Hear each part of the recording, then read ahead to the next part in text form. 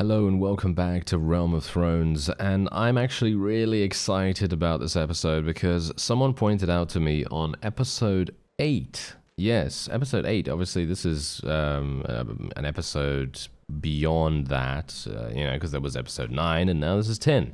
So, now that we've established that I can count to 10, we now have a very cool thing, and I actually really want to go into the caravan fight, even though this is, well, very trivial, but I want to go in here for a very specific reason. I am so hoping that it is not going to crash. I actually should have saved before going in here, but, well, it doesn't seem like it's going to crash. Anyway, someone pointed out to me in the comments, thank you to that person, by the way, thank you so much, because I did not see this. Okay, and it's so funny because it was right before my very eyes, but I couldn't see it because, I don't know, when I talk about stuff, I just talk about stuff and that's it. Yeah. Anyway, this right here, yes, this is what you pointed out to me. Now you may think, oh, that looks like a goat, doesn't it? Looks like a goat, or it looks like something like that. No, it is actually an ebony unicorn. Now, obviously this is not very thematic in regards to, Dothraki things. However, it is fun, and I'm kind of wanting to show this to you because I don't think I've ever used anything like this before, and I think this is going to be absolutely fantastic. Now, bear in mind that this has 90 charge damage or something like that. Oh, please don't die. Are you serious? Don't die now, you absolute imbecile. Yes, it has 90 charge damage and a significant amount of HP and speed and all that wonderful stuff. It's got some really, really good stats, and I was super looking forward to using it, and obviously now I'm fighting a caravan, which obviously isn't exactly great and isn't super exciting, but I was just very, very well pleased, and that's an understatement and a half, isn't it? But, oh wow, yeah, did you see that? I just lagged for a second and then I died, but oh well, never mind, it doesn't matter. Because, as I say, I've shown you the mount, that's all I wanted to do. I'll show you the stats after this as well, just so that you can get an idea as to what it's all about. And now here's the thing. I have no idea where I got this thing from. No clue. No clue. I don't know where this thing is from. Because, as I say, it was in episode 8 that it appeared in my inventory, or at least someone spotted it, and I had no idea that I picked it up. So this is it right here, Ebony Unicorn. It has 90 charge damage, like I said, 60 speed, 70 maneuverability, and 400 hit points. It's absolutely incredible. It is literally one of the best mounts, if not the best mount that I have ever seen. Obviously, there's a bunch of other mounts that I have available here that are good, don't get me wrong. Most of these are very, very good, but they are nothing in comparison. So I'm going to use it for a little bit, because I think that's actually quite fun. And, well, if we find that it's way too overpowered or something like that, I'll just give it to a companion or something. I don't really want to sell it, because I feel like that's a huge waste, and it seems like such a rarity, It feels so rare that I don't really want to get rid of it in any way, because I think that's just going to be, it's just going to be, kind of like, just depriving ourselves of such an insanely fun, addition to the game, and I have no idea, as I say, where I got it from, so it's a mystery. It must be from one of the Westerland's vassals. That literally must be it, and I have no idea who it could have been. I really don't. Anyway, I'm just going to be attacking a bunch of Dornish people right now because that's basically what I wanted to do. I wanted to declare war against the Dornish, and hopefully that's actually going to provide us with something amazing that's going to happen. I'm very much hoping that we're going to be able to take some of their territory. Obviously, if we attack from this direction, and I'm hopefully gonna get a bunch of, oh look, they're actually making good moves right here. The Reach is making good moves already, which is absolutely fantastic. Now maybe we can get involved in a couple of larger scale battles as well. I would like to try my Arak a little bit more often. Let me see here. Can I level up my engineering skill? I'm not the engineer, right? Who actually is the engineer? Oh, Eve. Eve is the engineer. Oh, okay. Well, that's good. Yeah, these are her stats, by the way. As I said to you before, I actually respect her because she is actually level 19, and she had a bunch of focus points in random things, and I didn't really want her to have those. And I basically just equalized some of her other stats as well, just to make sure that she's not, you know, completely... well, I don't want to say useless, but I don't want her to be super, well, minimalistic, shall we say, in her ability to help us out. Is that... That's a very diplomatic way of putting it, isn't it? Yes, I think so. Anyway, let's have a look here. Wait a minute. Who are we fighting, by the way? I think a Blackmont or something like that. I have no idea who these people are, but I guess we're going to be doing some damage to them. And yes, Auto-Delegate seems to literally just charge in. I can only assume it is because we have so many cavalry, and they are just wanting to have that be a thing. Anyway, I will equip my Arak here, and I'll try and level it up a bit more. I feel like I need to make another one, but something that is a bit faster. I think that's probably going to make a bit more sense. Ooh, maybe not. Oh no, that was some nice damage, but I'm kind of hoping for a little bit more than that. I want to level up my one-handed quite a bit more. Oh, nice. That was a good hit. Okay. Can we do a little bit more? I mean, as I said to you before, I personally feel like the Arak is a perfect weapon to deal damage to enemy archers rather than to enemy cavalry, even though, to be fair, if you're good enough, you can make it work. You know, you can definitely make it work. Like that, I guess, even though, to be fair, that was a little bit more lucky, in my opinion, than anything else. Okay, so are we actually going to be able to eliminate the opponent's cavalry forces? Because they've just charged into 92 of mine, and we should theoretically be able to deal with them super easily, but they seem to be doing some pretty decent damage to us. Oh yeah, my timing is going to be very off with this weapon as well, by the way, because I'm expecting it to be quite fast, because it's a one-handed, but I should treat it more like a two-handed. And I think that's where it's kind of messing me up. So I'm just going to have to be a bit more careful with that, to be honest, but yeah, as I say, my forces will probably be fine. Oh yeah, also, when I was looking for this, it's actually quite funny. A small, funny, shall we say, short, funny story here. I was looking for the ebony unicorn in my inventory because I saw the timestamp that the person gave me, and I was looking for it, and I couldn't find it anywhere, and I thought to myself, really? Has it disappeared? Did I sell it by mistake? And I'm sure I wouldn't have, right? Because... well, that was quite some damage, wasn't it? 113 damage. That would have killed me from full HP no matter what, so... yeah, well, there you go. Throwing weapons for you, isn't it? Anyway, so I was looking for the ebony unicorn, and I couldn't find it anywhere. And then I thought to myself, okay, wait a minute. What is the thing that will equip things automatically? Well, of course it's butter equipped. And I press the party equip button almost, I don't know, every episode or so. And I like to make sure that my forces have relatively decent gear. And so I assumed that I pressed that. So I took a look at my companions, and lo and behold, oh yeah, indeed.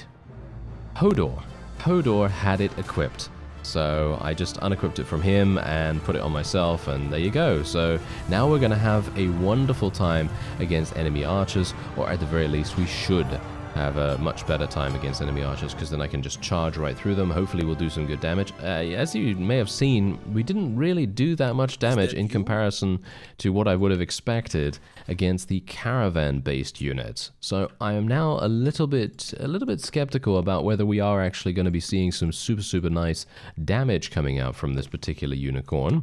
But, well, I guess we'll see. Anyway, Dornish Sidewinders, they are actually tier 5, and they are not bad. They're actually fine. As you could quite clearly tell, they did a lot of damage to me.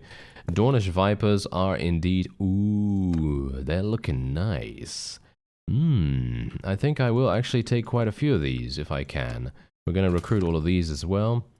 Let's take these. There we go. Going to go all the way to the limit. There we are, wonderful. Because these Dornish Vipers, this is actually the first time that I am seeing a noble troop line focused on something else apart from cavalry. Obviously, there are a bunch of noble troop lines in the game, but this is the first time that we're seeing something that focuses on infantry. So I'm really pleased about this, because that means that we're going to have a little bit more flexibility in our army when, well, when we have the ability to actually, you know, convert them to our side and so on. Anyway, I'm going to join the continuing siege. Are they just going to go in straight away? Oh, you're literally just going in straight away. Okay, I'm just going to let them do it then, because I was kind of hoping to level up my engineering skill a little bit.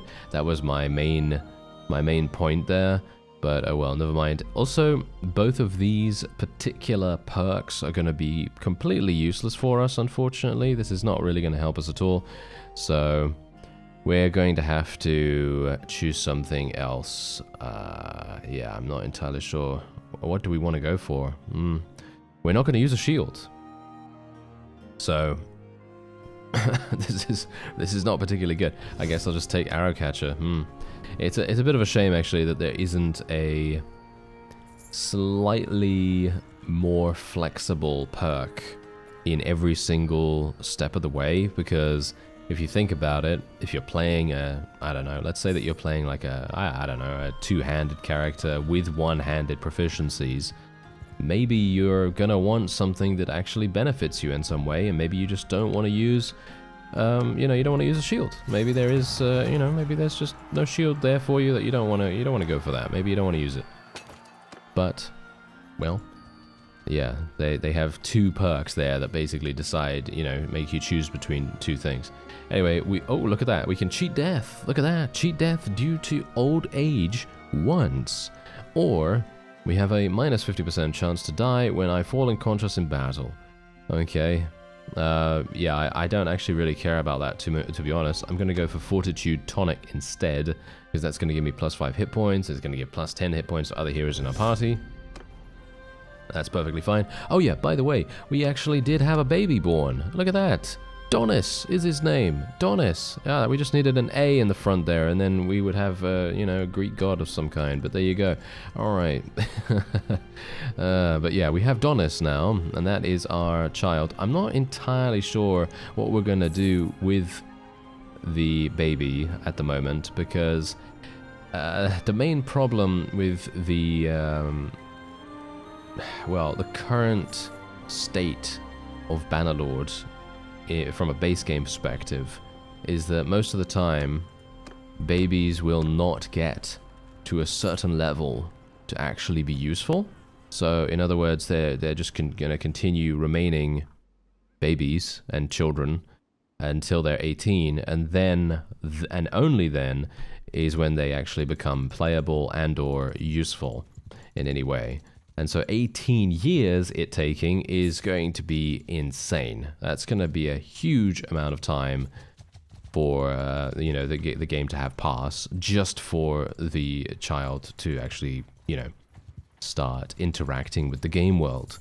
Which, I gotta say, I'm not sure if we really want that. So technically what I could do instead, and I'm going to join this siege now, if he actually goes in. Yes, he is actually going in. Okay, there we go. Let's join the continuing siege, and now we'll be able to get some engineering, as you can see. Very nice. Okay, so yeah, anyway, the point is, so I'm not sure what we're going to do about our children for the moment, because I'm thinking that maybe, I know that in the past I've had mods that actually did increase the speed at which they mature, or the age requirement for being able to participate in battles and so on was reduced in that you know, in that particular instance. And I guess I will go in here, even though there's I don't really like going in when there's one catapult still active, but I guess we'll just have to try and be lucky and just avoid it, I guess. But they don't, that's the thing with the AI, they don't take the walls down, and they do very little preparation at all. They only have a siege ram. Are you serious? They only have a ram? Okay, they don't even have a siege tower. Well, this is gonna be a huge mess.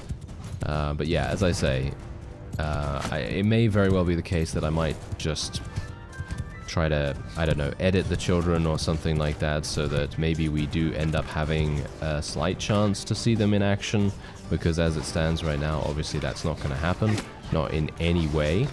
Like, no way they're going to get to 18 before the series ends in some way or another, so it's probably going to be a good idea that we try to do something about that if we want to see them in action at all. Oh no, I'm just going to get killed here, aren't I?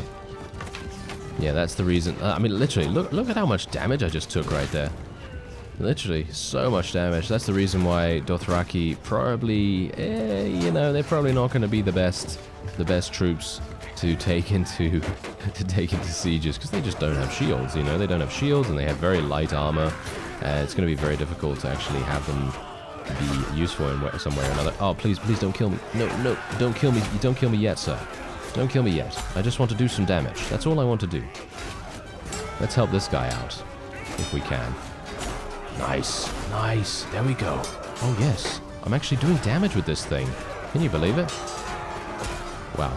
I mean, this weapon is actually very damaging, as you can see, but it very much depends on if I can actually even swing it, because it is so slow. Oh, and I'm also dead now as well, because I got shot by one of those archers. And now, and only now, the battering ram is getting to the gates. How unfortunate. But how much did we actually level up our one-handed skill? I'm pretty hopeful that we would have leveled it up at least 20 points, right? At least 20 points. I'm going to be disappointed, aren't I? I'm probably going to be disappointed. Let me have a look, actually. 8. We leveled it up 8 points. But we did level up my athletics skill 16 points, which is kind of weird, because I don't actually think I have that many focus points in athletics. So that's kind of strange as well. But there we go. We're going to increase our charm skill as well. A little bit of relation there. We've got a Sidewinder available as well if we want to take that. I will just be recruiting a bunch of extras from here. I'll take the Sidewinder. Why not? Might as well keep the, I don't know, keep the conversions rolling as much as we possibly can. Try to get as many prisoners on our side as possible. And let's take a look. Oh yeah, so as you can see, I have literally 0 in athletic skill, which is really, really bad. I'm going to go for, I think I'm going to go for 10% weapon handling, because my weapon weight, or no, not weapon weight, my armor weight at the moment is really, well, very light. So, isn't it? Wait a minute, let me have a look. Yeah. As you can see, 12. It's 12. So, let me see here. 1, 3, 6. Well, the noble... No, wait. I'm looking at the wrong thing. 1, 4. 4 for the Dothraki armor. I guess that makes sense. So, what is actually causing me to have a huge amount of weight here? I guess it's the polearm, right? Should I just get rid of the polearm and only use the arak? Maybe that's... Should I do that? Okay, fine. I'm going to do that. I'm going to be a bit, I don't know, a bit brave here. Because for me personally, I really love using the polearm. I think it's super, super fun. But I do need to level up my one-handed skill. So I might as well, you know, kind of like force myself into it, basically. So that's what we're going to do. And as you can see, my encumbrance has already been reduced quite dramatically. Because here's the thing. Me talking about encumbrance is basically talking about form-fitting armor, of course, because if you do reduce your armor weight by 15%, if I reduce it by 15%, what is that from 10? That's like what, 1.5? 1.5 or something? Wait, no, that's 10%. Well, yeah, it's basically that, isn't it? Yeah, basically, kind of. So it's not particularly good. So I'm going to go for Fury. Why not? We're going to go for Fury. That's going to mean that we'll be able to swing our weapon just that much faster. And yeah, we're going to obviously continue to run after these fellows and see where they actually go. I'm going to go with the 420 Blaze It crew over here. Oh no, they're no longer 420 Blaze It, so there we are. That's gone.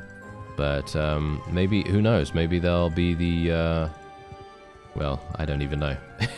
There's no other number that's relatively close to that I can go nice about or anything like that. So we're just going to have to follow them the normal way here. It seems like they're actually just turning around. Are we gonna make peace with these guys really, really fast? That's the question, because I haven't seen any Dornish vassals at all, and that was kind of the reason why I thought, hey, let's just make war against these guys. Aha! Mace is attempting to take Starfall. Okay, we're gonna go over there and help him out. And hopefully we'll be able to get there in time. I would love to be able to get into another siege. I actually really enjoy doing sieges with this character, even though they are extremely, extremely dangerous, of course. And let's just level all of these up. There we go. Okay, so let's have a look-see here. Alright, so yeah, I'm just gonna join the siege, and hopefully we'll get some engineering skill as a result. And please don't just charge in straight away, because the player character has joined the siege AI. Come on now. Please don't do that. Because that would be pretty bad for them to do. If they can destroy the walls, that would be extremely... See, this is exactly what I'm talking about. They were about to go in once they had destroyed the walls, but now they're forced into it because I joined the siege. I'm pretty sure that is what is happening here. Oh well. Never mind. They don't have any catapults, so this is actually not a bad idea, but I personally would have preferred them to wait just a little bit longer. They had the control. They had every little bit of control available to them, and there is no way that they had any threat to them at all. It would have been absolutely fantastic for them to just wait a bit longer, but you know how things are sometimes. I'm actually not entirely sure whether this mount actually does have those stats, because it feels relatively slow for something that is so fast, but maybe it's because of the armor I have on it or something like that. I don't know. I do have some relatively heavy armor for it, so maybe that's the reason. I don't know. I also do not have a ranged weapon, which is obviously a little bit not in keeping with how the Dothraki are, because obviously they're very good with their bows. And I'm just going to wait here. I'm just going to wait here until we have a little bit of a distraction, potentially. I'm not entirely sure why these fellows aren't putting the ladders up. It seems like there is a strategy that the AI follows, even though usually I just think that they just go straight in and just, you know, forego any kind of thinking. But it seems like, no, they are actually attempting to do something here. Okay, I'm just going to go over here through the center, I suppose, and see how that goes. Maybe that's going to go a little bit better. Oh, we're getting hit by rocks. Well, that's not going to be particularly nice. Please don't hit me. Are they going to hit me from here? Maybe they will. Okay, I'm just going to be very careful. Nice. Yes. Okay, we should be able to kill these relatively simply, and oh yeah, we're getting some good skill. We're getting some good skill. Nice, nice. Come on now. Can we clear the way? I mean, technically we can clear the way really, really nicely here, because we've got some pretty high tier troops alongside me right now, so I shouldn't have to worry too much about being outgunned, which is obviously one of the main problems that we tend to face quite often here.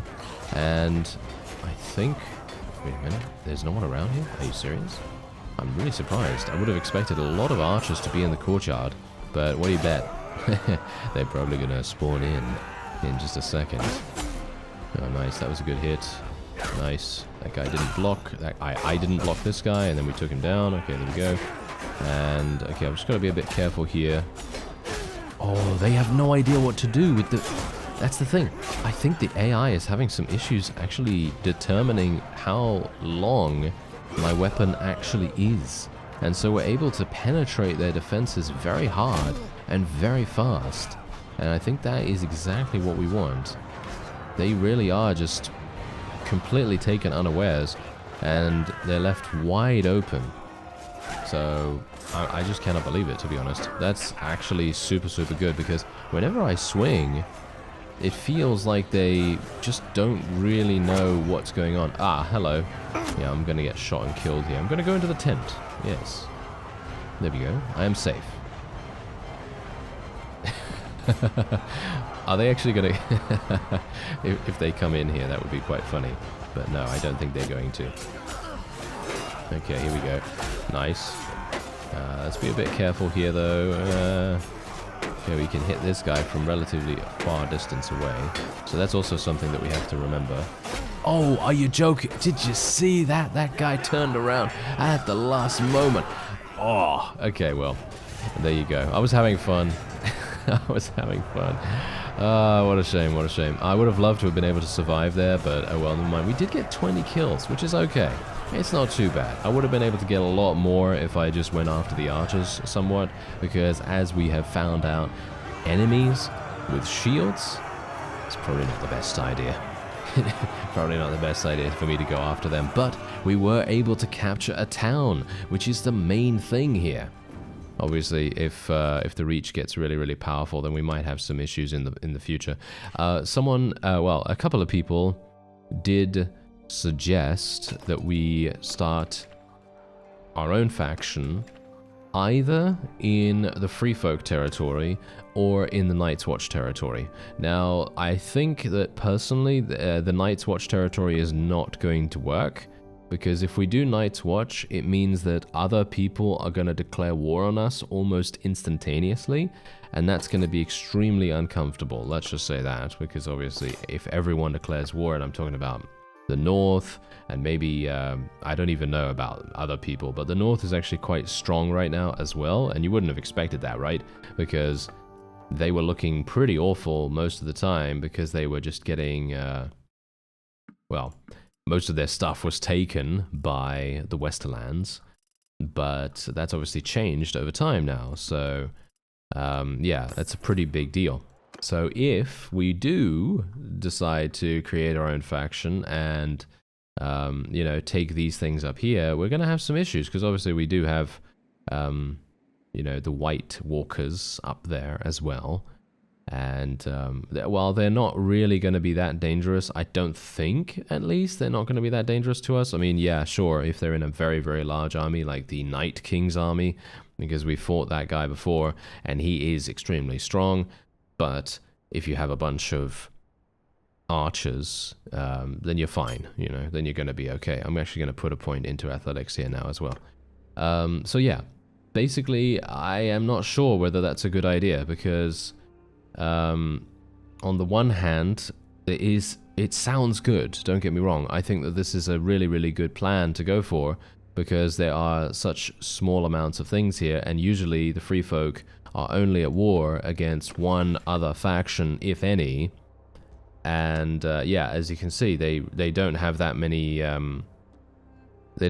clans either, which is obviously perfect. And most of their troops are not that strong. Well, from what I recall, if we actually have a look at the Free Folk right here, you can see that. Wait a minute. Let me just go to the proper thing. Let's go to troops. And let's have a look at the Free Folk real fast, just so that we can see what they're all about. Obviously, Elder Giants don't even get me started. The Giants are obviously extremely, extremely powerful. They have 260 in all combat proficiencies, and in the Elder Giants, which are obviously an upgrade to them, which is quite... that's quite funny, actually. I think that's new. Yeah, I think that's new, because when I created my one of my previous series, I actually had an army comprised entirely of giants. I had, I think, 200 and something giants or something. I don't know, I don't remember the exact number, but I had a huge amount of giants, and they only had one tier at that point, but now they have two, which I think is actually very cool, because they even have bows. And they even, wow, they went the they went the further distance here, and actually created unique items for them as well, with the giant bow there. That seems very cool. And the Elder Giants even have the giant bow as well. And you also have giant arrows there too. Wow, that's actually crazy. If you think about having an army only composed of giants, and then you think that they have bows as well, imagine that. Because obviously, when I played beforehand and I had my Giants only army, the ranged capability of them was extremely low. They were really, really just awful. But they had so much HP that they were able to pretty much just absorb any damage that they took. Now, how much HP do these guys have? I can't actually tell, I don't think. Can I? Am I just missing it? I don't think I can actually see the HP right now, can I? No, it doesn't seem like I can see the HP, but it's going to be something insane. They're going to have something like, I don't know, 300 HP, or is it something like that? I don't know. I can't remember now either. But apart from that, the Free Folk, as you can see, so the Free Folk, these are their noble troops. Their noble troops are actually very good, as you can see, but again, they do have shields. Oh, they do actually come equipped with shields, so they could potentially be quite dangerous if they have a bunch of these. But if they only have the cannibals and lower tier, then they may not be that effective. And then, of course, they do have the standard sort of peasant troop lines, where they have archers and, you know, standard infantry, berserkers, and horsemen. And those are obviously not going to be that effective in comparison to, for example, what we have, where we have just a bunch of tier 6 cavalry. We're probably just going to run them down relatively easily. But now here's the thing. The main concern that I have is going against them and then having basically nowhere to go. Because if you take a look at the Night's Watch now, obviously the Night's Watch are not that strong, but as I said to you before, if you decide to declare war against the Night's Watch, you will then have automatic declarations of war from other factions. At least that's how it's worked in the past. And I don't know how good the Night's Watch units actually are. Let's have a look. Night's Watch Rangers. No, I actually selected the wrong thing once again. Okay, let's just go through the troops instead. There we go. So there's the Night's Watch. And these guys, I have no idea which one's the highest level one. Is it this? Yeah, there we go. So that's the Night's Watch Protector of the Realm. So you can see here that these are specialist archers. And if you're like me and you don't have a shield, well, these guys are just going to tear us apart. They don't have particularly good longbows, so I guess it could be... Oh, yeah, maybe we'll be okay. Maybe we'd be okay. I don't know. Might be an idea. And then obviously you have the Elite Rangers, and you have the various other troops here, but it seems like they actually don't have that many things at all. Yeah, you just have these as well, and they have the crossbowmen. Yeah, okay, so it might actually work. We might actually be able to make that work, so let's try it out, shall we? Obviously not in this episode, but we're going to be definitely trying that out. Maybe in the next one, where I'm going to just go all the way up to the Free Folk lands. I do have some pretty decent amounts of troops as well. But the main concern I also have, apart from the, the obvious that maybe we're unable to take any thieves, is the fact that obviously the White Walkers. The White Walkers are obviously a big problem. Okay, so let's actually see what happens here. Are these guys actually going to go in? You know what I'd love to do? I'd love to get beyond here. Wait a minute. Are you actually going to go in? Are you serious right now? Mathis? What are you doing, sir? You are going to get absolutely murdered. Yes, he is indeed getting murdered, as you can see. He got murdered really, really fast, and now he is done. Are you serious? Oh, wow. Okay. Look at this. Oh, that is so funny. Okay, wait a minute. They might actually have me here. No, we're fine. We are fine. Just about. Oh, wait. Am I fast enough? Yes, I am fast enough to get away from this guy, at least. That was hilarious, though. These guys literally wanted to attack me super badly, but thankfully we are absolutely fine. I'm actually gonna... Should I join this guy's... Yeah, there we go. We're just gonna join here, and we're just gonna go straight on in, and just have some fun. Just have some fun in the siege. But that was very close. He almost got us into a battle there, which would have been a bit messy. Just a little bit. Because I would have lost, obviously. I would have lost against 800 or so troops. Okay, wait a minute. Oh, they actually have catapults active, which is not great. Whoa, this is actually a fast mount for some reason all of a sudden. Okay, that's nice. Okay, I'm just gonna wait here. I'm just gonna wait here. Oh no, I'm being shot from somewhere. How? How am I being shot? Are you serious? Look at this. How can I be shot here? There's no one... Oh. That guy. Alright. Yeah. Isn't that wonderful? Maybe I should just wait back there. Oh, there's the catapult coming in. Okay, I'm just going to wait here. Oh, are you serious that I got headshot from all the way over here? Come on now. Oh, wow. Yeah. This is exactly the reason, fellows, why we have to destroy the catapults. Yes. You see how much damage we're actually taking from that? I mean, not me specifically. I mean, yeah, I'm taking damage, but I'm taking damage from completely different things. But yeah, the catapults deal so much damage, and it's not to be underestimated. It really isn't. That's really the reason why I always try to be super, super strict in regards to not going in to a siege unless the catapults have been destroyed. And it seems like, yeah, indeed, we are already in here, and we've already eliminated basically the entirety of the garrison. Really surprised, actually, that we're doing so well here. I do not want to die in a 1 versus 1 against this guy, that's for sure. Okay, yeah, he's going to beat me every single time with his sword speed, unfortunately.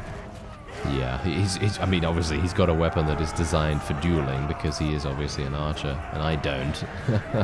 Maybe I should get another Arak. Should I create another Arak that is shorter? But then I'm not going to know which one's which, right? Oh, I don't know. Maybe it would be an idea. But yeah, we're basically done, and I'm now stuck. Yep. Oh, that's hilarious. Okay, wait a minute. Can I actually do something here? I guess I'm just going to have to speed things up. My apologies for getting stuck right there, but I can't actually do anything about that. Isn't that the wonders of the super speed mod? Because sometimes that happens, you know? I used to actually showcase way back in a previous version. I'm not entirely sure if they actually changed that, if the developers of Bannerlord changed that or something, but way back, I used to showcase the fact that you can use the super speed mod to actually get inside castles and towns just by using it to sort of like lag inside, you know what I mean? So you can actually do that to some layouts, not all of them, of course. I don't know whether you can still do that either. I haven't tried that in a long time, but yeah, you might be able to. It very much depends. Oh, we got some pirates here as well. We might as well fight some of these. We're actually losing money because I'm just not getting that many fights, which is definitely something we've got to change. And I really do need to get, I don't know, I think I need to get more athletic skill because I feel like to me right now, the ability for me to survive is extremely low. And my athletic skill would definitely make a big difference. It really would. It really would. But we are taking some massive, massive territory from the Dornish right now. And I'm wondering, you know what? I'm wondering whether that is because they are expanding out here. Look at this. They've actually taken Volon Theris, which is all the way in Volantis territory. And I wouldn't be surprised if all of their vassals are all the way over there. That's kind of the reason why I wanted to force the wonderful people from the Reach into this, you know, into this particular engagement. Because if they do this, well, that means they're not going to have any vassals to defend, which obviously is great. However, there are some, of course. Oh, look at that. Eve has just become pregnant once again. That is wonderful. And as I said to you before, maybe we'll do something about our children. Maybe once they get to, I don't know, something like, maybe like age 5 or something like that. We'll just, you know, make them age up at that point or something. I don't know. I'm not entirely sure. But let me know what you think about that, nevertheless. If you want, you don't have to, of course. But yeah, otherwise, I'm gonna attack. Yes, attack these pirates. Very nice. There we go. Even if we do end up losing a couple of people as a result, that's absolutely fine because we're going to get some nice loot from this, and we're also going to be able to recruit a bunch more troops to our side here, level them up as well. There we go. And I'm kind of hoping that some more fiefs are going to get taken. I'm not entirely sure why they're not taking more things. I mean, sandstone, as you can see right here, is 463 in the garrison. That's pretty significant. There's one here with 283. That would be pretty easy to take. Wow, these pirates have so many troops. Yeah. Wow. You know, it's actually quite funny. I feel like bandits in Realm of Thrones actually have a really nice balance to them. Because there are these small parties like these guys right here, these desert bandits with just 6. And then you have others that have 60, which are still a relatively decent target for even someone like me who has a pretty good amount of renown at the moment. I don't need to struggle for renown right here. You know, I can attack a vassal or two. And I'm not in the beginning of the game or anything like that. Whereas if you're in the beginning of the game, you still have access to a number of lower tier vassals, which is really nice.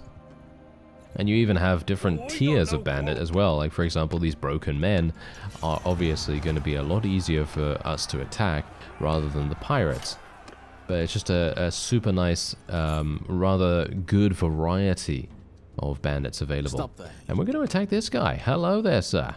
Alright, here we go. Okay, so I have no idea what kind of army he has. Okay, he has a bunch of sidewinders. Oh, wow, he's actually... Oh, okay, fine. You wouldn't know it from his combat strength, but he actually has some relatively good troops. So I'm a bit worried now, actually. Let me see here. I actually have a couple of infantry, but that's the thing. Do we care? That's the question. I'm gonna send my my horse archers to charge in just because they're gonna be, you know, naturally skirmishing, because that's actually what they do. If you didn't know, they will just naturally skirmish most of the time. I mean, they're not gonna retreat or anything like that, but they will just go around in circles and just shoot, because that's what they do. But the other ones, obviously the melee focused cavalry, they won't do that. So probably a good idea just to keep them the way they are. This guy does have a bunch of sidewinders as well, and that is going to be a bit of a problem. Maybe if I can... Oh, look at that. Nice damage. Okay, please stop trying to thrust, Barney. I know, it's not the time to do this, Ash. Yes, it's not the time to do this. Thrusting, that is. Yes. I'm getting a little bit better actually at using this weapon to attack enemy cavalry, I gotta say. And the only thing letting me down right now is me misjudging the reach, I guess. Because they're a relatively decent faction, and apart from the fact that obviously we're not really a vassal of theirs so far, we don't really have to worry about it too much. But they're a relatively good weapon, you know? Did you get the crossover right there? I hope you did. I hope you did. Anyway. Otherwise, we should be fine. Oh, yeah, there we go. Nice. We should be fine to actually deal some nice damage here and there. Look at that. Okay, I'm just going to charge in. I'm just going to charge in. Why not? Let's just get everyone to charge in, because my horse archers are doing such a good job so far of distracting the enemy that I think we can pretty easily make do with just going straight on in versus the remaining forces, because they do have some Dornish Vipers, which is the main reason why I was a little bit skeptical, because these guys have thrown weapons, and they're the ones that actually killed me in one hit beforehand, I'm pretty sure. And they're going to definitely do the most damage with their thrown weapons, that is. So that's the reason why I was being a bit cautious. I'm actually surprised that I'm not doing that much damage with charge, because the unicorn, as you no doubt can tell, it has 90 charge damage, so I'm kind of assuming that maybe it doesn't actually have 90 charge damage, or I just need to be charging a lot faster. Or it could be that these guys just have really good armor, because they do seem to have some pretty shiny armor on, so, you know, if that denotes particular protective qualities, then I think they're going to be pretty fine, you know? They seem to be pretty fine as it is. Okay, can we find anyone else? Oh, no, get them! Get them! The Dornish are actually a pretty cool faction by the looks of things. I feel like they're actually kind of fun to play with, potentially, because they have a lot of thrown weapons. Definitely an option for a future series, in my opinion, because I've never played with them before in any of my Game of Thrones related content. Never actually played with them. Or any of their units, that is. And especially in Realm of Thrones, they do tend to have thrown weapon-based troops most of the time. Even their cavalry seems to have quite a few of those. So I'm thinking, hey, you know what? That sounds pretty fun to me. It's been a while since I've actually used a thrown weapon-based character as well, so it might be something for the future. Who knows? But otherwise, there you are. That is a nice victory for us. 15 renown for that, 30 influence. Not bad, not bad, considering we actually outnumbered him dramatically and everything. Should I just let this guy go, or what? I actually don't know. That's the thing. I mean, he's obviously an honest and merciful fellow, and he's actually pretty good across the board, as you can see. But if I let him go, what does that actually do for me? Well, it gives me charm skill. Gives me relation with him, and that's it. Yeah, sure. Why not? Doesn't really make much difference to me, to be honest.